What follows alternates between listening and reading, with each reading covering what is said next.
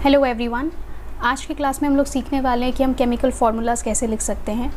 और chemical formula लिखने के लिए मैंने आपको प्रीवियस वीक में ही कहा था कि आपको टेबल 3.6 याद करना ज़रूरी है, क्योंकि इसमें सारे cations and anions that is acid radicals and basic radicals के फार्मूला दिए हुए हैं। अगर एनायंस का फार्मूला आपको याद नहीं होगा तो फिर फर्दर आप कंपाउंड का फार्मूला नहीं लिख पाएंगे, क्योंकि हर बार आपको एग्ज़ाम में इन आयंस के फार्मूलाज पहले से दिए हुए नहीं रहेंगे। आपको ये सब फार्मूलाज पहले से याद होना चाहिए, उसके बाद फिर इनको यूज़ करके आप कंपाउंड का फार्मूला लिख पाएंगे। तो अगर इस टेबल को याद करने में प्रॉब्लम है आपको, तो मेरे चैनल पे ऑलरेडी एक वीडियो है जिसको आप देख सकते हैं, जिससे कि आप ये समझ पाएंगे कि इस टेबल को आप शॉर्टकट वे में कैसे याद कर सकते हैं और ईज़ियर तरीके से आप इसको कैसे याद कर सकते हैं। ठीक है, तो उस वीडियो को देख लीजिएगा अगर आपको ये टेबल याद नहीं हो रही है इन दैट केस। ओके, तो यहाँ पर जैसे कि आपको बहुत सारे आयंस का फार्मूला दिख रहा है, कुछ पॉजिटिव आयंस दिख रहे हैं, कुछ नेगेटिव आयंस दिख रहे हैं, कुछ सिंपल आयंस हैं, कुछ पॉली एटॉमिक आयंस हैं। तो इन सारे आयंस को कैसे हम मिलाकर कंपाउंड का फार्मूला लिखते हैं ये सीखना है हम लोग को आज।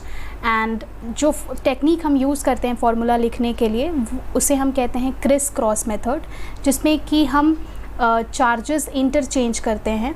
कैटायंस एंड एनायंस का जो चार्जेस होता है उसको इंटरचेंज किया जाता है, क्रिस क्रॉस किया जाता है, जिससे कि हमें कंपाउंड का फार्मूला मिलता है।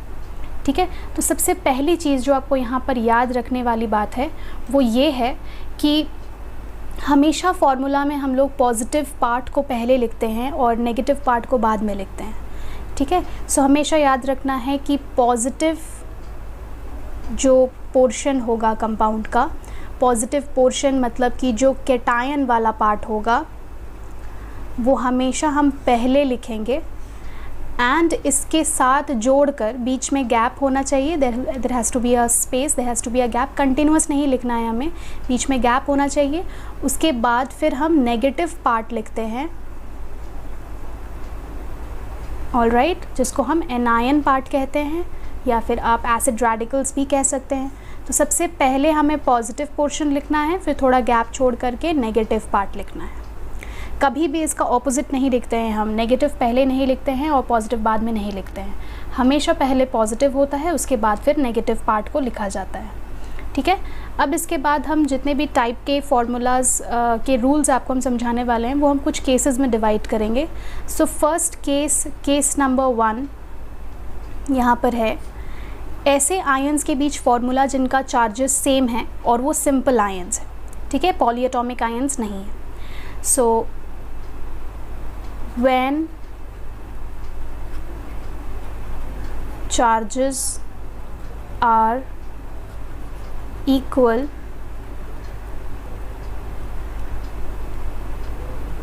in simple ions. Okay, so let us take some questions के हिसाब से अगर हम फार्मूला लिखेंगे तो ज़्यादा बेटर तरीके से समझ आएगा। सो क्वेश्चन नंबर 1 यहाँ पर हमें फार्मूला लिखना है, right the formula of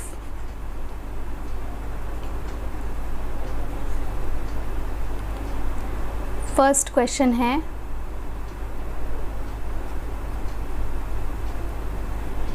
sodium chloride. Next question है कैल्शियम ऑक्साइड। नेक्स्ट इसमें है एल्यूमिनियम फॉस्फाइड। एंड लास्ट इसमें एक क्वेश्चन है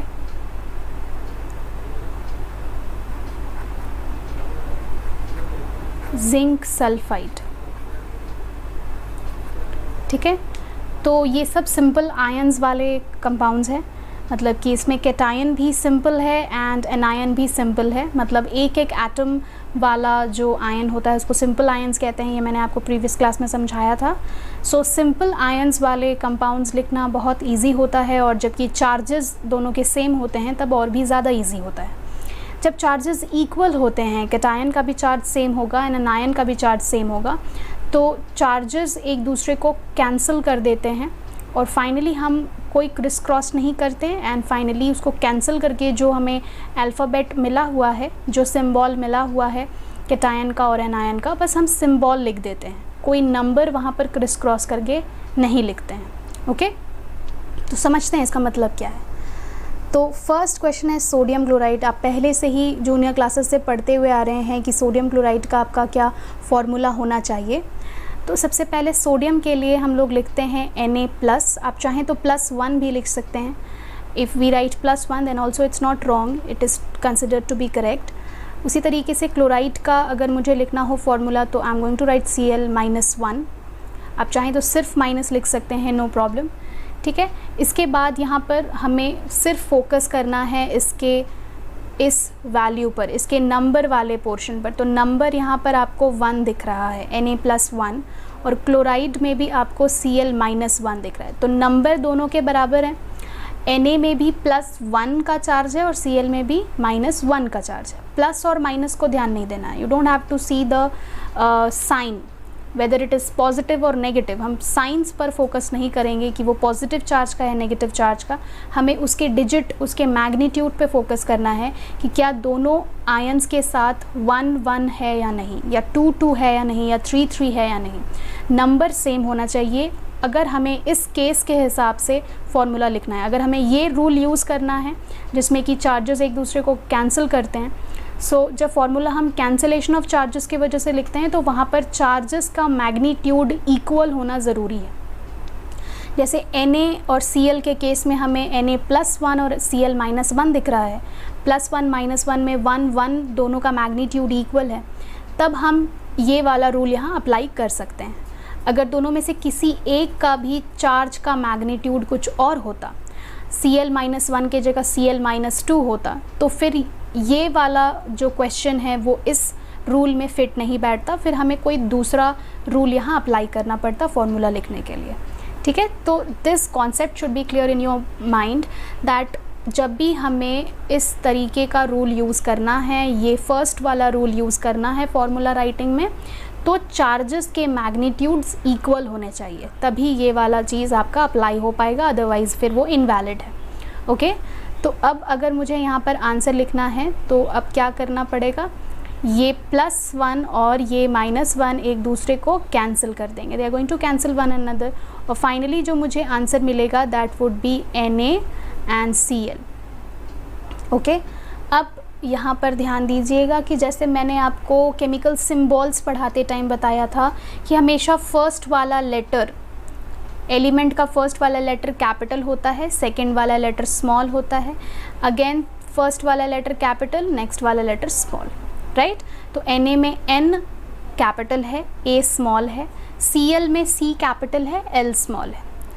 तो बहुत कोई ज़्यादातर जिनको ये सब रूल्स के बारे में पता नहीं है या जो बारीकी से इन चीज़ों को नहीं समझे हैं, वो लोग कई बार NaCl ऐसे लिख देते हैं।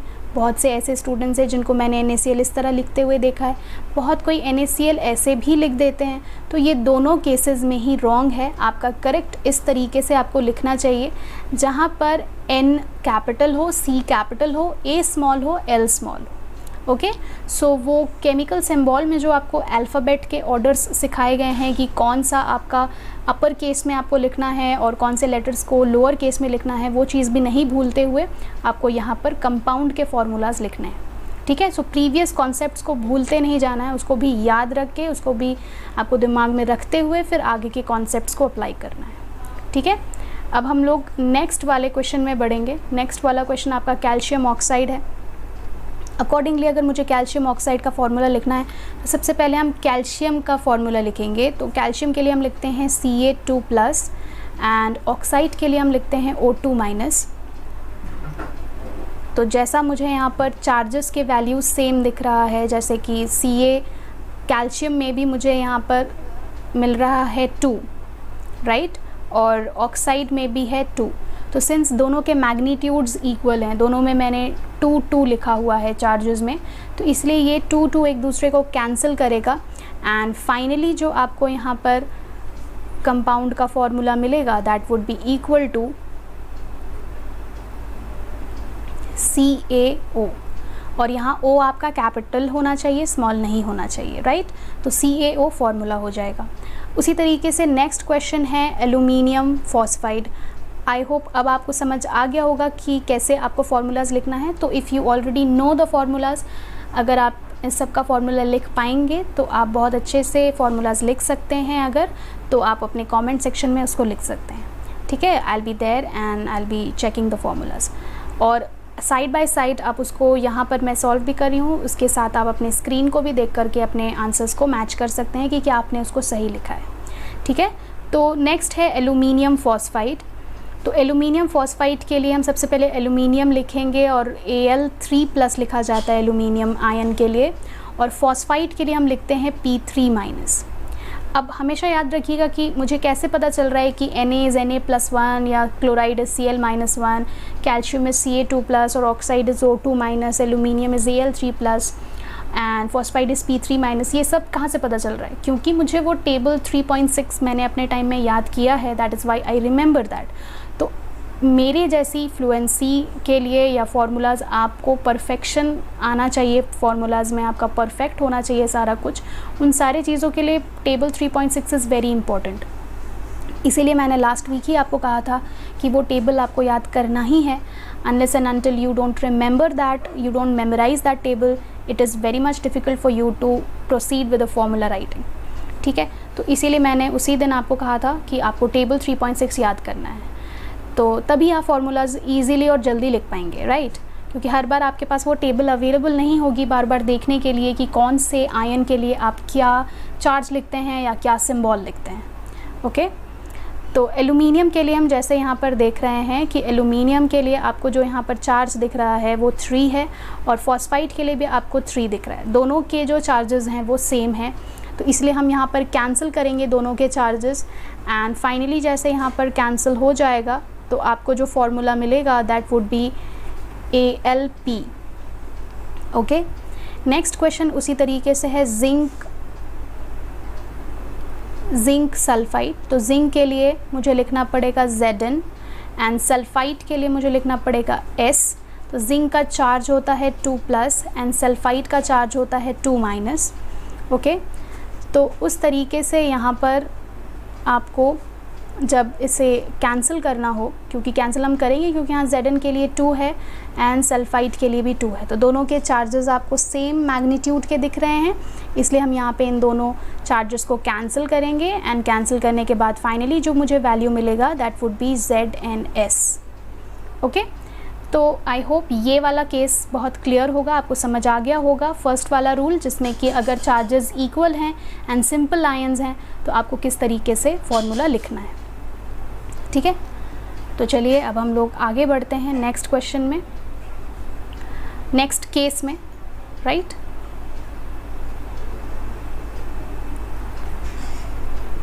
Case 2,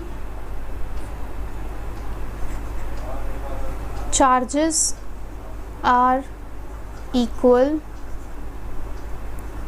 one of the ions is polyatomic, ठीक है। सेकंड केस है कि आपके चार्जेस इक्वल हैं, चार्जेस के जो मैग्नीट्यूड है वो इक्वल है, और कोई भी एक आयन, चाहे वो कैटायन हो या एनायन हो, दोनों में से कोई एक आयन पॉलीएटॉमिक है, ओके।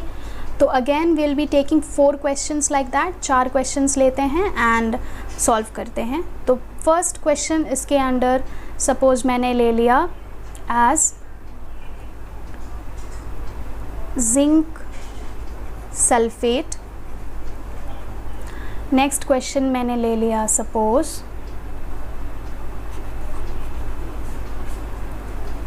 Aluminium phosphate. थर्ड ले लिया यहाँ पर third question as potassium nitrate, and fourth question है यहाँ पर अमोनियम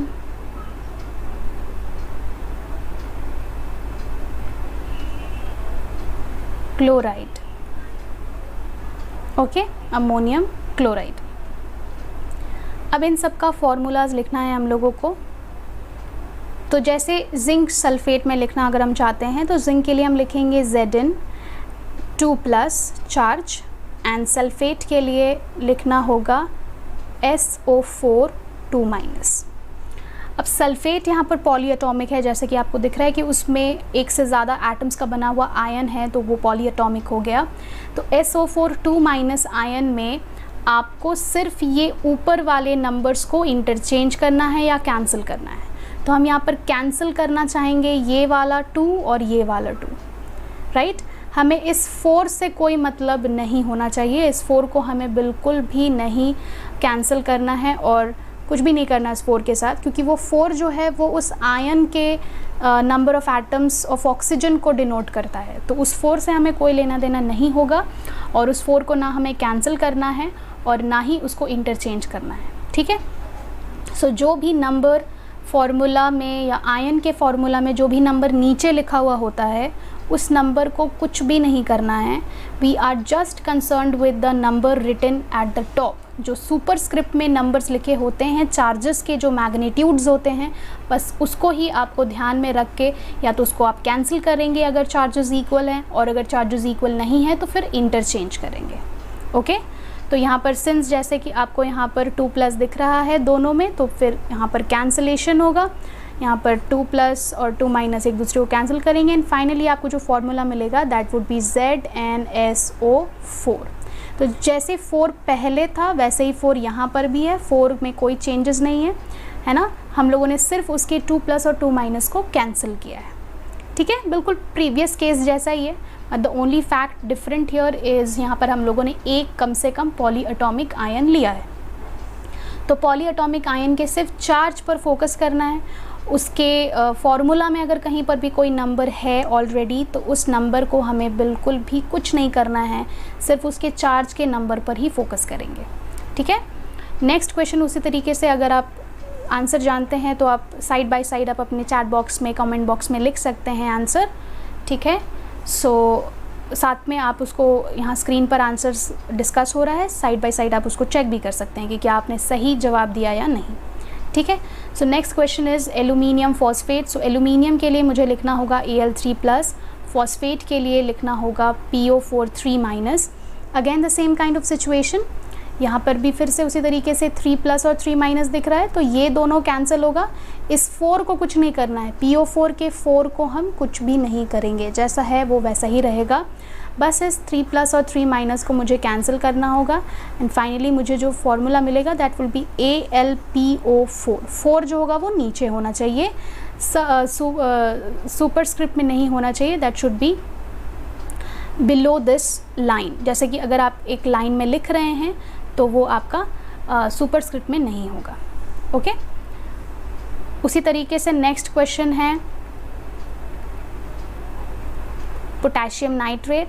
तो पोटेशियम नाइट्रेट के लिए पोटेशियम का फॉर्मूला K+, आप चाहें तो 1 भी लिख सकते हैं, चाहे तो नहीं भी लिखेंगे तो no problem, it is understood. और नाइट्रेट के लिए हम लिखते हैं NO3-। आप चाहें तो माइनस के साथ 1 लगा सकते हैं, नहीं भी अगर 1 लगाएंगे तो इट इज़ अंडरस्टूड कि वो 1 ही डिनोट कर रहा है। तो जैसे कि आपको यहाँ मैग्नीट्यूड दिख रहा है 1 और 1, मैग्नीट्यूड सेम, लेकिन इस 3 के साथ हमें कुछ भी नहीं करना है। We don't have to interchange 3 will remain as it is and सिर्फ हमें 1 यहाँ पर कैंसिल करना है। 1 को कैंसिल करके हम लोग फाइनली यहाँ फॉर्मूला लिख सकते हैं KNO3, 3 नीचे लिखेंगे, राइट। उसी तरीके से नेक्स्ट क्वेश्चन आपको दिख रहा होगा अमोनियम क्लोराइड। तो अमोनियम क्लोराइड के लिए अमोनियम होता है NH4+1, 1 चाहे तो लिखे चाहे तो ना लिखे कोई दिक्कत नहीं है। क्लोराइड होता है Cl-1, ओके।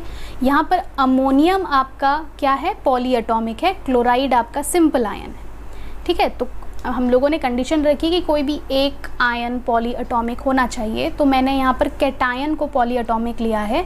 बाकी सारे केसेस में एनायन पॉली एटॉमिक था, यहाँ पर आपका कैटायन पॉली एटॉमिक है। तो उसी तरीके से अगर हम यहाँ मैग्नीट्यूड कंपेयर करेंगे चार्जेस का, तो यहाँ NH4 का भी +1 है और Cl- का भी -1 है। दैट मीन्स मैग्नीट्यूड या डिजिट्स दोनों के बराबर हैं, तो जिसके वजह से ये दोनों एक दूसरे को कैंसिल करेंगे एंड फाइनली कैंसिल करने के बाद हमें यहाँ पर वैल्यू मिलेगा NH4Cl। ओके, सो NH4Cl फार्मूला हो जाएगा, जिसका फार्मूला आप पहले से भी जानते थे, लेकिन ये फार्मूला कैसे लिखते हैं अपने से वो शायद आपने पहले नहीं पढ़ा होगा, वो अभी आप पढ़ रहे हैं। सो आई होप आपको ये केस भी समझ आ गया होगा कि अगर आपको पॉली एटॉमिक आयन मिलता है और चार्जेस अगर बराबर होते हैं तो फिर आप फार्मूला कैसे लिखेंगे। ठीक है, तो चलिए अब बढ़ते हैं नेक्स्ट केस में, जिसमें कि अब चार्जेस हमारे अलग अलग हैं और हमारे आयंस जो हैं वो सिंपल हैं। ठीक है, सो टोटल हम लोग 4 केसेस पढ़ने वाले हैं यहाँ पर। Case number 3, charges are not equal. ठीक है, चार्जेस इक्वल नहीं हैं इन सिंपल आयंस। ठीक है, चार्जेस इक्वल नहीं है सिंपल आयंस में। हम लोगों ने सिंपल आयन ही लिया है, कैटायन भी सिंपल है, एनायन भी सिंपल है, पॉली एटॉमिक आयन का भी हम लोगों ने इंटरफेरेंस नहीं दिखाया है यहाँ पर, वो हम लोग 4th केस में डिस्कस करेंगे। तो आपका कैटायन भी सिंपल है, एनायन भी सिंपल है और दोनों के चार्जेस बराबर नहीं हैं। यहाँ पर कैंसिलेशन आप नहीं कर सकते हैं। यहाँ पर जो हम सीखने वाले हैं that is called as criss cross method. तो यहीं से हम लोग पढ़ने वाले हैं क्या, क्रिस क्रॉस मेथड, जो कि NCERT में है। आप चाहें तो देख सकते हैं, NCERT में भी दिया हुआ है। अब हम लोग कुछ क्वेश्चंस लिखते हैं, इन क्वेश्चंस के हिसाब से फिर हम लोग यहाँ सीखेंगे कि फॉर्मूलाज कैसे लिखना है according to criss cross method. So यहाँ क्वेश्चन नंबर 1 है, सोडियम सल्फाइड। सेकंड है पोटेशियम नाइट्राइड।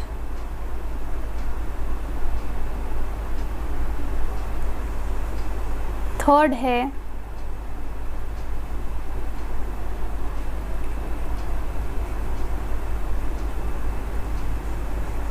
मैग्नीशियम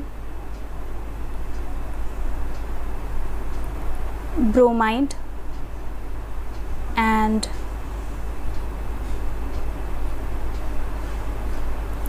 नंबर 4 है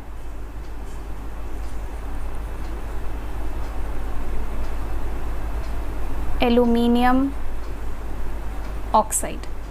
तो जितने भी मैंने कैटायंस एंड एनायंस के नाम लिखे हैं ये सब सिंपल आयंस हैं, किसी में भी आपको पॉली एटॉमिक आयन नहीं दिखेगा। मैंने ऐसे ही एग्जांपल यहाँ लिए हैं ताकि वो मेरे केस के हिसाब से, मेरे रूल के हिसाब से वो फिट बैठे। एंड जितने भी आयंस मैंने लिए हैं, चाहे वो कैटायन हो एनायन हो, वो आपस में जब कंबाइन कर रहे हैं तो दोनों के चार्जेस इक्वल नहीं हैं, दोनों के चार्जेस के मैग्नीट्यूड्स बराबर नहीं हैं। So let us check one by one, एक एक करके देखते हैं कि कैसे दोनों के चार्जेस बराबर नहीं है, और चार्जेस बराबर नहीं है तो फिर फॉर्मूला कैसे लिखेंगे।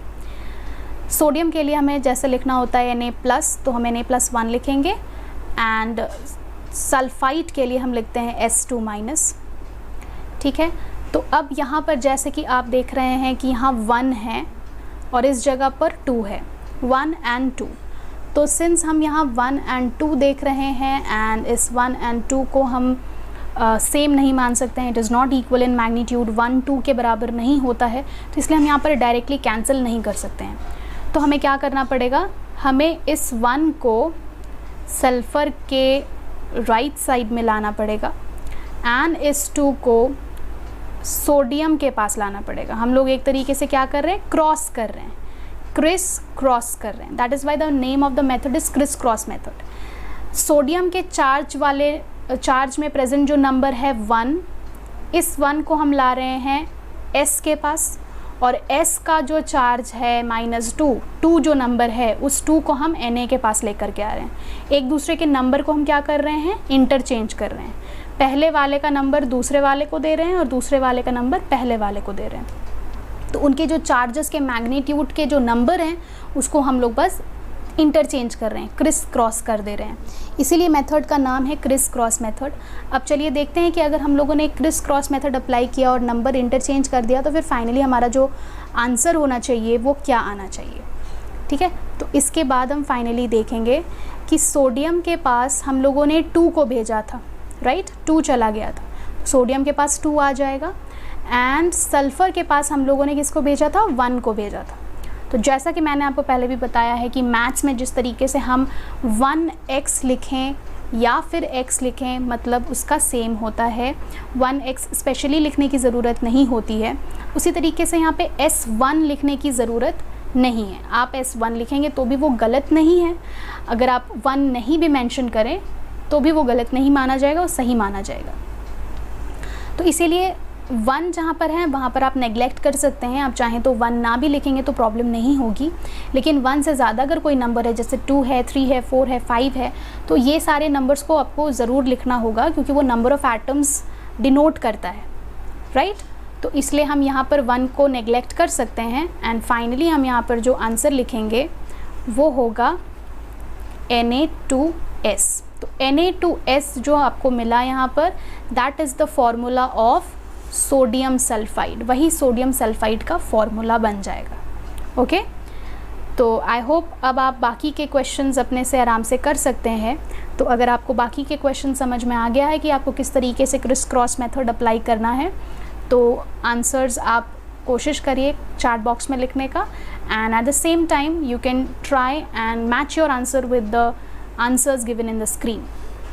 ठीक है, स्क्रीन पर जैसे जैसे हम डिस्कस करते जाएंगे आप अपने आंसर्स चेक कर सकते हैं। और अगर आपको आंसर पहले से पता है, if you are able to solve these formulas already, तो फिर आप अपने आंसर्स कमेंट बॉक्स में भी लिख सकते हैं। ठीक है, सो नेक्स्ट क्वेश्चन यहाँ पर है पोटेशियम नाइट्राइट। सो पोटेशियम के लिए हम लिखेंगे K+1 एंड नाइट्राइट के लिए हम लिखेंगे N3-। अब इन दोनों में अगर मुझे मैग्नीट्यूड कंपेयर करना हो तो साफ साफ दिख रहा है कि पोटेशियम का 1 है एंड नाइट्राइट का 3 है। 1 और 3 कभी भी बराबर नहीं होते हैं। हमें यहाँ पर क्रिस क्रॉस मेथड अप्लाई करना पड़ेगा और यहाँ पर हम अगर क्रिस क्रॉस मेथड अप्लाई करते हैं तो ये जो 1 है ये नाइट्रोजन के पास चला जाएगा और ये जो 3 है वो पोटेशियम के पास आ जाएगा, इंटरचेंज हो जाएगा। ठीक है, सो अगर ऐसा कुछ होता है तो पोटेशियम के पास 3 आता है, K के पास 3 आता है और N के पास 1 जाता है। तो जैसा प्रीवियस केस में मैंने सल्फ़र के साथ जो 1 था उसको नेगलेक्ट कर दिया था, उसी तरीके से नाइट्रोजन के साथ जो 1 है उसको हम नेगलेक्ट कर देंगे। एंड फाइनली जो आपका आंसर मिलना चाहिए आपको वो होगा K3N। Okay, so I hope आपका भी आंसर कुछ ऐसा ही आया है। नेक्स्ट क्वेश्चन है मैग्नीशियम ब्रोमाइड। मैग्नीशियम ब्रोमाइड के लिए हम लिखेंगे यहाँ, मैग्नीशियम के लिए लिखेंगे Mg2+ एंड ब्रोमाइड के लिए लिखेंगे हम Br-। माइनस के साथ आप चाहें तो 1 लगा सकते हैं। इसके बाद दोनों के मैग्नीट्यूड को अगर आप देखें तो आपको समझ आएगा कि मैग्नीशियम का मैग्नीट्यूड यहाँ 2 है, ब्रोमाइड का चार्ज का मैग्नीट्यूड 1 है, दोनों बराबर नहीं है। तो दोनों बराबर नहीं है इसलिए हम कैंसिलेशन मेथड अप्लाई नहीं कर सकते हैं। हमको यहाँ पर क्या करना पड़ेगा, क्रिस क्रॉस मेथड अप्लाई करना पड़ेगा। तो क्रिस क्रॉस मेथड अप्लाई करेंगे तो ये जो 2 है मैग्नीशियम का वो ब्रोमाइड के पास चला जाएगा और ये जो 1 है ये चला आएगा मैग्नीशियम के पास। ओके, अगर ऐसा कुछ होता है तो मैग्नीशियम के पास 1 चला गया और ब्रोमाइड के पास चला, Br के पास चला गया 2। सिंस हम 1 को नेगलेक्ट कर सकते हैं तो फाइनली मेरा जो आंसर आना चाहिए वो होना चाहिए Mg_Br2। ठीक है, Mg_Br2 आपका आंसर आएगा। नेक्स्ट क्वेश्चन देखते हैं। नेक्स्ट क्वेश्चन है एल्यूमिनियम ऑक्साइड। एल्यूमिनियम ऑक्साइड में एल्यूमिनियम के लिए हम लिखते हैं Al3+ एंड ऑक्साइड के लिए हम लिखते हैं O2-। तो जैसा कि आपको यहाँ पर दिख रहा है कि यहाँ पर मैग्नीट्यूड्स बराबर नहीं है, एल्यूमिनियम के लिए 3 है, ऑक्साइड के लिए 2 है। तो ये 3 और 2 हम इंटरचेंज करेंगे एंड इंटरचेंज करने के बाद फाइनली हमारा जो आंसर आना चाहिए उसके लिए 3 हमें O के पास ले जाना पड़ेगा और ये जो 2 है वो हमें एल्यूमिनियम के पास लाना पड़ेगा। तो एल्यूमिनियम के साथ हम 2 लिखेंगे और ऑक्सीजन के साथ हम 3 लिखेंगे। यहाँ पर 1 नहीं है कि हम उसको नेग्लिजिबल मानकर चलें, यहाँ 2 और 3 है, तो दोनों में से कोई भी नंबर को आप नेग्लेक्ट नहीं कर सकते हैं। इसलिए आपका फाइनली जो आंसर आएगा वो Al2O3 ही होगा। तो एल्यूमिनियम ऑक्साइड अगर फार्मूला पूछा जाए उसका क्या फार्मूला होना चाहिए, तो आप Al2O3 लिखेंगे। ओके, आई होप आपको केस नंबर 3 में कोई प्रॉब्लम नहीं है। जो थर्ड रूल मैंने समझाया क्रिस क्रॉस मेथड, दिक्कत नहीं होनी चाहिए इसमें। इसका एक और नेक्स्ट रूल है जो इससे जस्ट एक स्टेप ऊपर है, आपको थोड़ा सा और आगे का सोचना होगा कि अगर सिंपल आयंस वाले फार्मूला नहीं हैं, अगर उसमें पॉली एटॉमिक आयंस इंक्लूडेड हैं, तो फिर हम क्रिस क्रॉस मेथड अप्लाई करेंगे तो क्या चेंजेस आना चाहिए फार्मूला में। ठीक है, सो वो चीज़ हम लोग केस नंबर 4 में डिस्कस करेंगे। तो चलिए केस नंबर 4 डिस्कस करते हैं।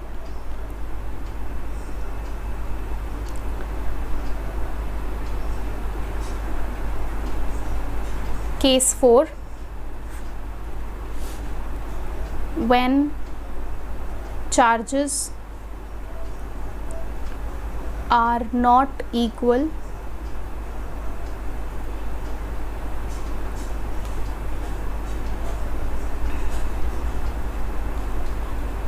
one of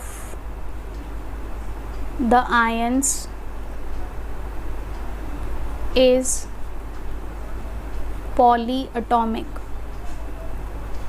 ठीक है, कोई भी एक आयन पॉली एटॉमिक होगा और चार्जेस जो हैं वो इक्वल नहीं होंगे। तो डेफिनेटली यहाँ पर भी हम क्या यूज़ करेंगे, क्रिस क्रॉस मेथड इस्तेमाल करेंगे। Right, criss cross method use करेंगे instead of cancellation of charges.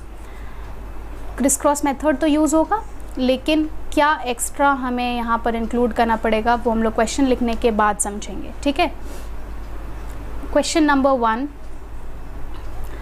यहाँ पर क्वेश्चन 1 है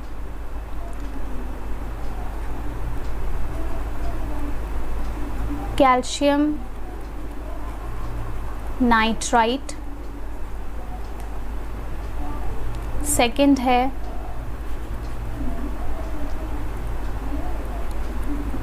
एल्यूमिनियम सल्फाइड,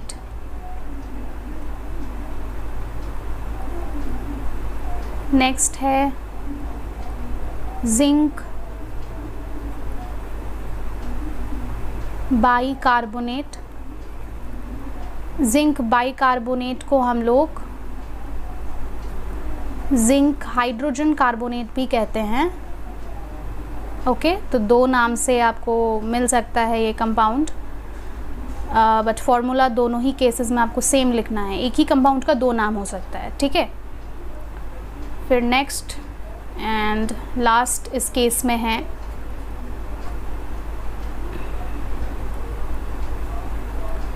अमोनियम फॉस्फाइड। ठीक है, अमोनियम फॉस्फाइड। तो एक एक करके सबका हम लोग देखते हैं कि क्या आंसर्स आना चाहिए। पहला आपको क्वेश्चन मिल रहा है कैल्शियम नाइट्राइट। तो कैल्शियम के लिए हम लिखेंगे Ca2+ और नाइट्राइट के लिए हम लिखेंगे NO2-, चाहे तो 1 लगा लीजिए। यहाँ पर अगर हमें मैग्नीट्यूड देखना है तो हमें पता चल रहा है यहाँ कि एक 2 है और एक 1 है, और NO2 जो मैंने लिखा वो पॉली एटॉमिक है। तो यहाँ पर अगर हम इंटरचेंज करना चाहें तो अगर हम इंटरचेंज करके देखते हैं और फाइनली कोशिश करते हैं कि क्या आंसर आएगा, तो हम इंटरचेंज करके देखें अगर, तो ये 2 मुझे NO2 के पास ले जाना पड़ेगा और ये 1 मुझे कैल्शियम के पास ले जाना पड़ेगा। तो अगर हम इसको लिखना चाहें तो कैल्शियम के पास 1 आ रहा है और NO2 के पास 2 आ रहा है। राइट, लेकिन अगर मैं इसको इस तरीके से लिखूं तो इसमें लग रहा है that it is appearing to be Ca1NO22। O2 जो लिखा हुआ है O2 सिर्फ 22 बन जा रहा है, क्योंकि मैंने वहाँ पर कुछ अलग से सिग्निफाई नहीं किया है कि ये जो 2 है वो सिर्फ ऑक्सीजन पर 2 है या फिर वो पूरे NO2 पर 2 है। ठीक है, तो इससे मीनिंग पता नहीं चल रहा है, क्वाइट मीनिंगलेस हो जा रहा है फार्मूला, और इस तरीके से पॉसिबल भी नहीं है कि 22 ऑक्सीजन एटम्स जो है वो नाइट्राइट आयन के साथ रहे। तो इसीलिए हमें इसको मीनिंगफुल बनाने के लिए क्या करना पड़ता है, जब भी ऐसा सिचुएशन आता है कि चार्जेस डिफरेंट है और कोई भी एक आपका पॉली एटॉमिक आयन है, तो इसको मीनिंगफुल बनाने के लिए हम क्या करते हैं, यहाँ पर हम एक ब्रैकेट पुट कर देते हैं, we put a bracket here, ठीक है। और जब हम ब्रैकेट पुट करेंगे तो फाइनली मेरा यहाँ पर इस 1 को हम नेग्लेक्ट कर सकते हैं, राइट। तो यहाँ पर CaNO2 ब्रैकेट 2, ठीक है, इस तरीके से इसको लिखना है। पढ़ेंगे कैसे, बार बार ब्रैकेट ब्रैकेट नहीं कह सकते हैं, पढ़ना कैसे, इसको बोलना कैसे, हम इसको बोलेंगे CaNO2 होल 2, राइट। कैसे पढ़ रहे हैं, CaNO2 होल 2, इस तरीके से इसको पढ़ना है, ठीक है। ये इसका प्रोनाउंसिएशन है। पहले हम लोगों ने पढ़ा Ca, फिर ब्रैकेट के अंदर जो चीज़ है उसको पढ़ना है NO2, ब्रैकेट को पढ़ना है होल, मतलब NO2 के ऊपर, NO2 पूरा, NO2 को हम लोग होल बोल रहे हैं कि NO2 पर क्या लगा हुआ है, 2 लगा हुआ है, NO2 होल 2 बोलना है। Okay, so I hope this is very much clear कि आपको अगर इस तरीके से फॉर्मूला पढ़ने के लिए भी बोला जाता है तो उसको आप अप्रोप्रिएटली पढ़ेंगे कैसे। सिर्फ लिखना इंपॉर्टेंट नहीं है, आपको करेक्ट तरीका भी पता होना चाहिए कि उसको आपको लिखना कैसे है, उसको बोलना कैसे है, ठीक है। CaNO2 ब्रैकेट 2 बिल्कुल नहीं बोलना है, CaNO2 होल 2 बोलना है। ओके, नेक्स्ट क्वेश्चन देखते हैं। नेक्स्ट क्वेश्चन में आपको यहाँ दिख रहा है एल्यूमिनियम। सो आई होप बाकी के फार्मूलाज आप आराम से खुद से लिख सकते हैं। अगर आपको आंसर आता है तो आप कमेंट बॉक्स में लिखिए, अगर नहीं आता है तो फिर आप स्क्रीन पर देखिए, आप पता चल जाएगा आपको कैसे कैसे आपको फार्मूला लिखना है। और अगर आप कमेंट बॉक्स में आंसर लिख रहे हैं तो प्लीज़ अपना आंसर स्क्रीन देख करके चेक कर लीजिए कि आपने सही लिखा या नहीं, ठीक है। एल्यूमिनियम के लिए हम लिखेंगे Al3+, सल्फाइट के लिए हम लोग लिखते हैं SO3 ओके। अब यहाँ पर अगर हम चार्ज का मैग्नीट्यूड देखें तो एल्यूमिनियम के साथ 3 है, सल्फाइट के साथ 2 लगा हुआ है, तो ये दोनों अलग अलग वैल्यू या मैग्नीट्यूड के चार्जेस हैं। तो इन दोनों नंबर्स को मुझे इंटरचेंज करना पड़ेगा, 3 को मुझे लाना पड़ेगा सल्फाइट के पास, 2 को मुझे लाना पड़ेगा एल्यूमिनियम के पास। अगर हम इंटरचेंज करते हैं तो एल्यूमिनियम के पास आ जाएगा 2, जैसे कि मैंने इंटरचेंज किया यहाँ पर, और सल्फाइट के पास आ जाएगा 3। अगर हम यहाँ ब्रैकेट पुट नहीं करते हैं तो इट इज़ लुकिंग SO33, ठीक है। 3 जो है वो 33 बन जाता है, क्योंकि मैंने वहाँ बगल में एक और 3 लिख दिया, तो ये जो है वो 33 दिख रहा है। तो 33 नहीं होना चाहिए, because that will make the whole formula wrong. तो इसके लिए मुझे क्या करना पड़ेगा, मुझे यहाँ पर अलग से ब्रैकेट पुट करना पड़ेगा। तो हम यहाँ पर ब्रैकेट पुट करेंगे ये सिग्निफाई करने के लिए कि वो जो 3 मैंने अलग से पुट किया है वो 33 बनाने के लिए नहीं पुट किया है, वो SO3 पे 3 पुट हुआ है, ठीक है। तो ये फाइनली आपका क्या बन गया, ये बन जाता है आपका Al2SO3 होल 3, ठीक है। उसको भी वैसे ही पढ़ना है, कैसे पढ़ना है, Al2SO3 होल 3, ठीक है। ये टेक्निक है इसको पढ़ने की, ब्रैकेट नहीं बोलेंगे, Al2SO3 होल 3 पढ़ेंगे, राइट, होल 3 पढ़ेंगे। सो आई होप ये भी क्लियर है। इसके बाद अब हम लोग जिंक बाइकार्बोनेट या जिंक हाइड्रोजन कार्बोनेट पे जाते हैं। तो जिंक का जो फॉर्मूला हम लिखते हैं वो लिखते हैं हम Zn2+, और बाइकार्बोनेट के लिए हम लिखते हैं HCO3-, माइनस के साथ आप चाहें तो 1 लगा सकते हैं। अब ये जो HCO3-1 लिखा है, ये जो नाम है, ये जो फॉर्मूला मैंने यहाँ लिखा है, ये फार्मूला हाइड्रोजन कार्बोनेट के लिए भी यूज़ होता है और बाइकार्बोनेट के लिए भी यूज़ होता है। मतलब हाइड्रोजन कार्बोनेट और बाइकार्बोनेट एक ही आयन के दो नाम हैं, 2 अलग अलग नाम हैं, ठीक है।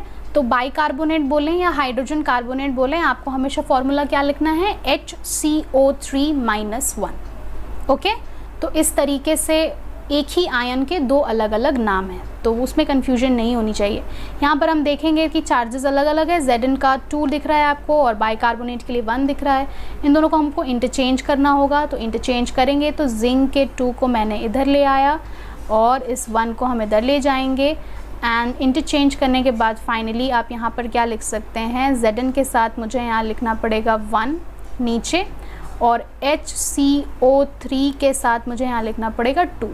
अगर हम ब्रैकेट पुट नहीं करते हैं तो ये कैसा दिख रहा है, it is looking like 32, O32 जैसा दिख रहा है, बट O32 तो लिखना नहीं है मुझे यहाँ पर। इसको अगर मुझे मीनिंगफुल बनाना है तो I have to put a bracket in order to differentiate this. अगर हम यहाँ ब्रैकेट पुट करते हैं और इस 1 को नेग्लेक्ट करते हैं तो फाइनली मेरा आंसर निकलेगा ZnHCO3 होल 2। पढ़ना भी वैसे ही है, ZnHCO3 होल 2, ब्रैकेट 2 नहीं, होल 2। ओके, नेक्स्ट क्वेश्चन में आते हैं ammonium phosphide. So ammonium phosphide के लिए, अमोनियम के लिए हम लिखेंगे NH4+1 और फॉस्फाइड के लिए हम लिख रहे हैं PO3 3-। अब यहाँ पर ये दोनों पॉलीएटॉमिक आयन्स हैं। हमारे केस में क्या लिखा था कि कम से कम एक आयन पॉलीएटॉमिक होना चाहिए। लास्ट वाले एग्जाम्पल में मैंने दोनों के दोनों पॉलीएटॉमिक लिया है, दोनों आयन्स को मैंने पॉलीएटॉमिक आयन लिया है और दोनों के चार्जेस यहाँ मैग्नीट्यूड दोनों के मैच नहीं कर रहे हैं, दोनों के चार्जेस के मैग्नीट्यूड अलग अलग है। ठीक है, तो मैग्नीट्यूड अलग अलग हैं, तो फिर हम इसको इंटरचेंज करेंगे। इंटरचेंज करने के बाद फाइनली आपको जो आंसर मिलना चाहिए, आपने 1 को PO3 के पास लेकर के जाना है और 3 को NH4 के पास लेकर के आना है। NH4 लिखा गया है। अब अगर हम यहाँ पर 3 को लिखते हैं तो मैंने यहाँ 3 लिख दिया और PO3 के साथ यहाँ पर 1 लगा दिया। अब ये 43 लग रहा है और ये 31 लग रहा है। दोनों ही केसेस में ये क्या है, मीनिंगलेस है, राइट। तो अब हम क्या करेंगे, हम यहाँ पर ब्रैकेट पुट करेंगे जिससे कि इसको एक मीनिंग मिलेगा। तो NH4 के आसपास एक ब्रैकेट लगाना है जिससे कि हम इसको पढ़ेंगे NH4 होल 3 और PO3 के साथ जो ये 1 लगा हुआ है जिसकी वजह से ये 31 जैसा दिख रहा है, इस 1 को नेग्लेक्ट कर देना है क्योंकि 1 लिखना इंपॉर्टेंट नहीं होता है। ठीक है, फाइनली आपका आंसर जो होगा वो होगा NH4 होल 3 PO3, राइट। ये फॉर्मूला होना चाहिए। अभी यहाँ पर एक चीज़ और भी है कि कहीं मैंने यहाँ पर प्लस को बाद में लिखा है, कहीं पर माइनस पहले लिखा है, फिर कहीं पर माइनस पहले लिखा है, फिर माइनस बाद में लिखा है। तो कहीं कहीं पर आपको ऐसे कन्फ्यूजन में नहीं रहना है कि क्या प्लस को पहले लिखना है, क्या चार्ज के साइन को पहले लिखना है या बाद में लिखना है। साइन से कोई फ़र्क नहीं पड़ता है कि साइन आप पहले लिखते हैं या बाद में लिखते हैं, दोनों केसेस में ये पॉसिबल है। जैसे कि अगर आपने लिखा Na+1 या फिर आप लिख रहे हैं Na1+, it means the same, एक ही मतलब है दोनों का। ठीक है, अगर आप लिख रहे हैं SO3 2-, ये भी सही है। अगर आप लिखते हैं SO3-2, ये भी सही है, दोनों सही है। तो चाहे आप माइनस पहले लिखें या बाद में लिखें, मतलब एक ही है। प्लस पहले लिखें, बाद में लिखें, मतलब एक ही है। फ़र्क आपको किससे पड़ेगा, फ़र्क आपको तब पड़ेगा जब आप ये नंबर गलत लिखेंगे। नंबर गलत नहीं होना चाहिए और सिंबल गलत नहीं होना चाहिए। साइन प्लस माइनस आप पहले लिखें या बाद में लिखें नंबर के, उससे कोई फ़र्क नहीं पड़ता है, लेकिन सिंबल आपका सेम निकलना चाहिए एंड ये जो नंबर आप लिखते हैं वो सही होना चाहिए, तब आपका फॉर्मूला में कभी भी गलती नहीं होगा। ठीक है, सो आई होप आपको ये सारे केसेस समझ में आ गए हैं। किसी भी केस में अगर आपको कोई भी दिक्कत है तो फिर हम लोग वो चीज़ नेक्स्ट क्लास में डिस्कस कर सकते हैं। आई होप आपको आज का सारा केसेस समझ आ गया होगा कि कैसे हम लोग अलग अलग तरीके के आयंस के बीच cancellation method and criss cross method दोनों को इस्तेमाल करके हम कैसे फार्मूलाज लिख सकते हैं। ओके एवरीवन, सो आज के क्लास के लिए इतना ही। नेक्स्ट क्लास में हम लोग मॉलिक्यूलर मासेस का टॉपिक शुरू करेंगे and formula unit mass topic शुरू करेंगे, जो कि आपके फर्स्ट टर्म के सिलेबस का लास्ट पोर्शन है। इसके बाद जैसे ही वो कंप्लीट हो जाएगा हम लोग फिर रिवीजन शुरू कर सकते हैं। अगर आपको फार्मूला राइटिंग में कोई भी डाउट रहेगा तो वो आप नेक्स्ट क्लास में ज़रूर पूछिएगा। अगर टाइम बचेगा तो हम लोग और भी फार्मूलाज डिस्कस करेंगे। आई will be giving you questions और आपको लाइव चैट वाले ऑप्शन में आपको वहाँ पर जा कर के आंसर देना है। ठीक है, thank you everyone for attending today's class. We will be meeting tomorrow at the same time and हम लोग formula unit mass and molecular mass से शुरू करेंगे। Okay, thank you.